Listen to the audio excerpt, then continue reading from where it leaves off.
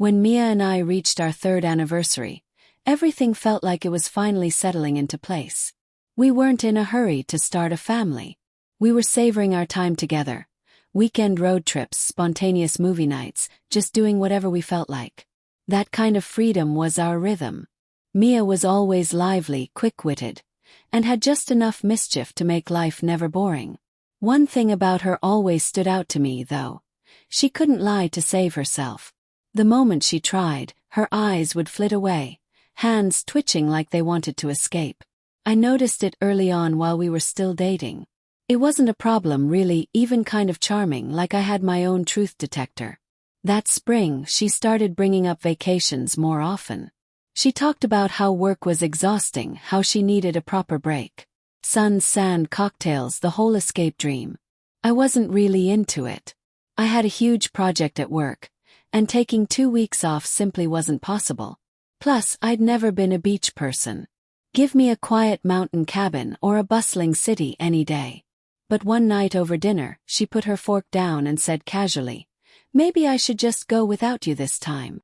I didn't like the idea. The thought of her on beaches, hitting bars without me, left a bitter feeling. But then she smiled and added, "I'll go with Jenna. Just a girls' trip, spa sessions, beach yoga. Nothing wild, I promise." Jenna, her recently divorced best friend, had been partying like she was still in college. I wasn't thrilled, but Mia looked so hopeful that I hesitated. I trusted her, so I gave a small nod. "All right," I said, keeping it light. "Just don't end up on some reality beach disaster show." She laughed, clinked her glass with mine, and we moved on. At the time, I thought letting her go proved how strong our relationship was. Now, looking back, I see it for what it really was. Blind trust disguised as love. The night before her flight, I helped her book it and even gave her extra cash for shopping or anything unexpected. She practically glowed with excitement. Honestly, I felt good about it. 2 people in love, no suspicion, no worries. She flew out on a Wednesday. I drove her to the airport, kissed her goodbye, told her to have fun. The first few days were fine. She sent selfies, videos of her and Jenna at the beach, little boomerangs of waves and sand between their toes. She texted at night saying she missed me, wishing I was there. I missed her more than I expected. The house felt strangely empty without her. But by day 5 the updates slowed. No more videos, no late-night calls.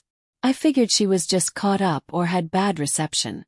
But a creeping unease began to grow inside me. One night around 11 o'clock I sent a quick "good night, babe" text. Hours passed without a reply. When she finally answered, it just said, "Night. Super tired. Love you." No hearts, no jokes, just flat. That wasn't her. I tried again in the morning. No reply. I called at lunch, straight to voicemail.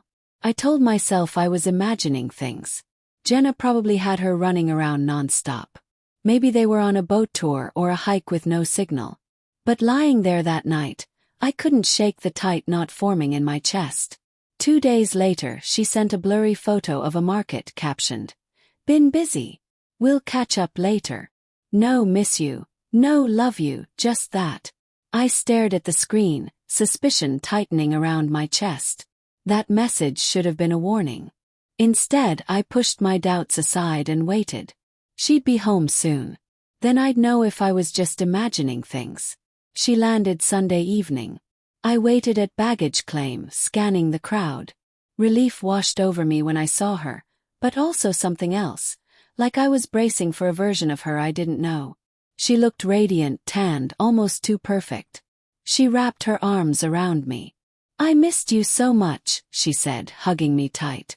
I hugged her back, but it felt off, like I was holding someone who looked like Mia, smelled like Mia, but wasn't really her. On the drive home, she wouldn't stop talking. Food, beaches, bonfires, Jenna, Jenna, Jenna. It felt rehearsed, like she was reading a script. At home, she dropped her suitcase in the living room with a sigh. "I'm dying for a shower," she said, heading upstairs. I lingered near her suitcase, hands in pockets. "Wait a sec," I said, trying to sound playful.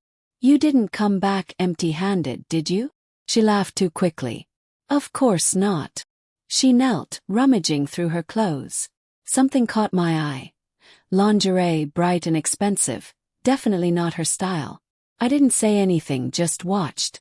Then she paused, hand hovering over a small black bag at the bottom. Slowly she pulled it out, smile forced. "Got you some local rum," she said.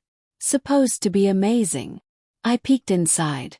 A bottle of rum wrapped in a cheesy dolphin print souvenir t-shirt. "Thanks," I said, setting it aside. She laughed again, too loud this time. She kicked the suitcase shut and disappeared into the bathroom. I stood there, bottle in one hand, that ridiculous shirt in the other. For the first time since marrying Mia, I wondered what she had really been doing when she stopped texting me back. Over the next few days, I tried to convince myself it was nothing. She acted like everything was normal, maybe too normal. She laughed at my jokes, cooked dinner like old times, even suggested a movie night. But the more she leaned into that facade, the more I noticed subtle changes. Her phone was never far now. She changed her lock screen password, and late-night messages came in that she flipped face down without a word. One evening, while she showered, I glanced at her phone on the counter. A name flashed: Brady. The profile picture showed a tan guy with a smug grin, shirtless. I didn't know any Brady. When she came out wrapped in a towel, I asked casually, "Who's Brady?" Her body stiffened, but she laughed it off. "Just a guy Jenna and I met on the island," she said. "Runs snorkeling tours." "Harmless, right?" I asked, keeping my tone even. "Right," she replied. But it didn't sit right. Harmless guys don't text at midnight. "You're imagining things, Jimmy," she said when I brought it up.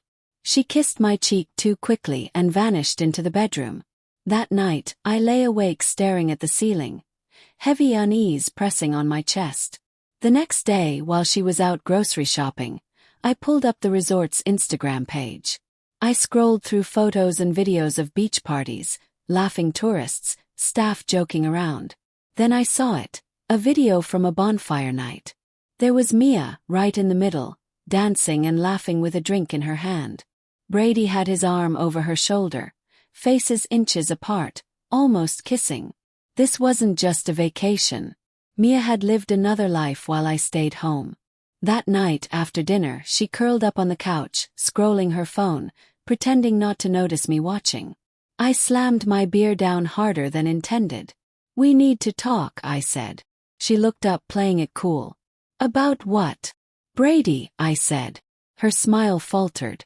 "I saw the video," I interrupted. "You and him on the resort's page.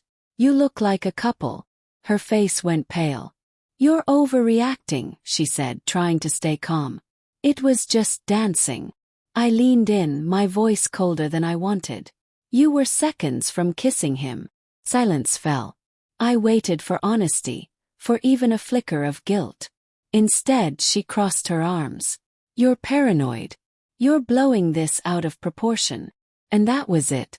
Clear as day. She wasn't sorry for what she did, only that she got caught. "Pack your things," I said, standing. She blinked, confused. "What? Pack?" I repeated. Tears ran down her cheeks, but I didn't move. She tried to talk her way out, but I didn't listen. 15 minutes later, she stood at the door, suitcase in hand, mascara streaked. "It didn't mean anything," she whispered. I said nothing. I just closed the door and locked it behind her. The house felt hollow. I sat for a long while staring at the door, then turned off the porch light and went to bed. The next days passed in a blur. I worked, slept. I worked again. Anything to keep my mind from spinning. Then Jenna called. Her voice low, hesitant. "Mia isn't doing well," she said. "Actions have consequences." She went to the clinic. Didn't feel right. "Got tested," Jenna whispered. "Positive. Kitty thought you should know." I didn't respond for a long while. One last mess, even after she was gone. The next morning I got tested. Thankfully I was clear. 2 weeks later I filed for divorce. No drawn-out arguments, no fights over furniture. She didn't contest anything. A mutual friend said she'd moved into a small studio across town. Looked rough, lost weight, pale, quiet.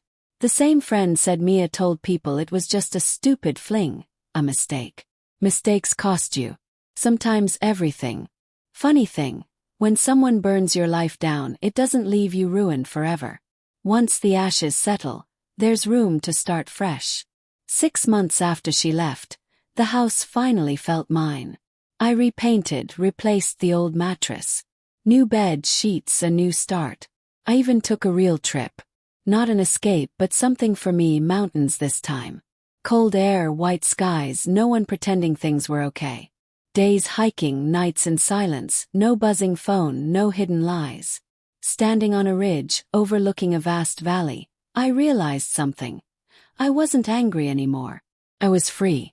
Mia reached out once with a long email, full of apologies, memories, whats. I read the first line, then deleted it. Weeks later, I was at a friend's barbecue. Jenna showed up with a new boyfriend. I pulled him aside and told him the truth about that trip. Not to stir drama, just so he'd know. He nodded tight-lipped. And that was it. No revenge, no rants. Just me moving forward with the life Mia walked away from. Better life. Sometimes I think about how close I came to tying myself to someone like her forever.